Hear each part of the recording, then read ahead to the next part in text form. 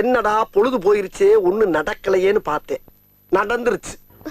என்னடா good bad அங்கிலி படம் release ஆகி நல்லா போயிட்டுருக்கே, எந்த பிரச்சனையும் இல்லைன்னு நினச்சிட்டு இருக்கும்போது தான் நம்ம sir copyright sir Ilaiyaraaja sir வந்து காப்பிரைட் கொடுத்துருக்குறாரு. படத்தில் வந்து என்னுடைய பாட்டை வந்து அனுமதி இல்லாமல் வந்து உபயோகப்படுத்தியிருக்கீங்க அப்படின்னு சொல்லி கொடுத்துருக்காங்க. இது எப்போது நடக்கிறது தானே அப்படின்னு நினச்சா, இந்த வாட்டி புதுசாக இன்னொரு விஷயம் என்னென்னா, அதை நார்மலாக பயன்படுத்தியிருந்தாலும் பரவாயில்ல, அதை ரீமேக் பண்ணி அதை டிசார்ட் பண்ணி அதை வந்து யூஸ் பண்ணியிருக்கீங்க. அது வந்து அந்த பாட்டுக்கு அசிங்கம். அதனால் வந்து உரிய அனுமதி என்கிட்ட வாங்கணும், அதே மாதிரி நஷ்ட ஈடு எனக்கு வந்து கொடுக்கணும் அப்படின்னு அவர் சொல்லியிருக்கிறாரு.